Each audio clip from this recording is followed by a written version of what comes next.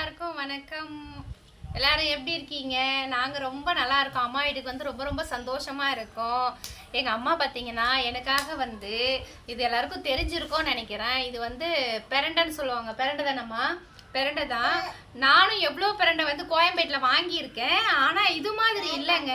உண்மையிலுமே வந்து நம்ம கடையில் வாங்குறதுக்கும் செடியிலேருந்து பறிக்கிறதுக்கும் நிறைய வித்தியாசம் இருக்குங்க. உண்மையாலுமே இங்கே பாருங்கள், ரொம்ப ஃப்ரெஷ்ஷாக இருக்குது. இது பார்க்கும் போதே சாப்பிடாதவங்க கூட சமைச்சு சாப்பிடுவாங்க.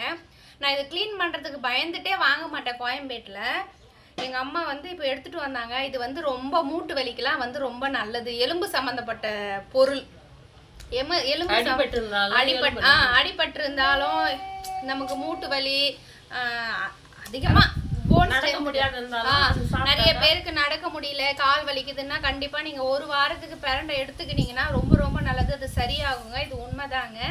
எனக்காக எங்க அம்மா வந்து எனக்கு இது வரக்கூடாதுன்றதுனால முன்னெச்சரிக்கையா வாழ்ந்து கொடுத்துருக்காங்க. அப்புறம் பாத்தீங்கன்னா அந்த முருங்கைக்காலாம் வந்து எங்க வீட்டு மரத்துல பறிச்சோம்.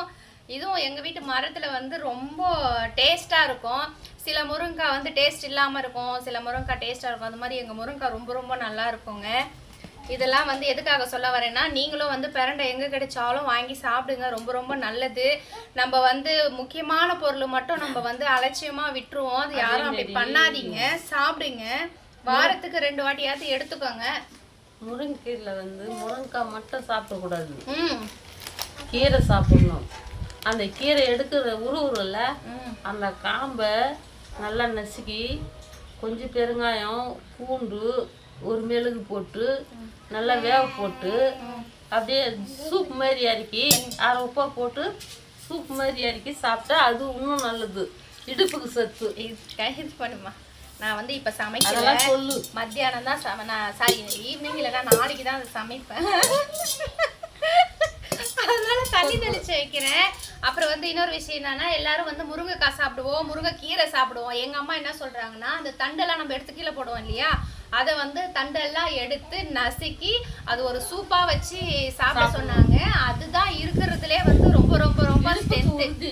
இடுப்பு மெயினா பெண்களுக்கு, ஆண்களுக்கு எல்லாருக்கும் இடுப்பு எலும்பு வந்து உறுதியாகுமா எங்க அம்மா சொன்னாங்க.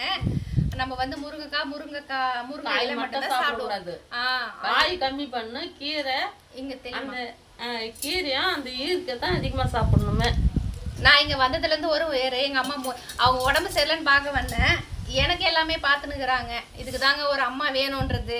நானே எவ்வளோ ஹாஸ்பிட்டல் போயிட்டேன். இது கூட எங்க அம்மா வந்த உடனே பச்சையில பறிச்சு வச்சாங்க. ஓகேங்க, எல்லாருக்கும் பாய். முடிஞ்சிருச்சு. எலும்போட்டி தேவை வாங்கி சாப்பிடும்.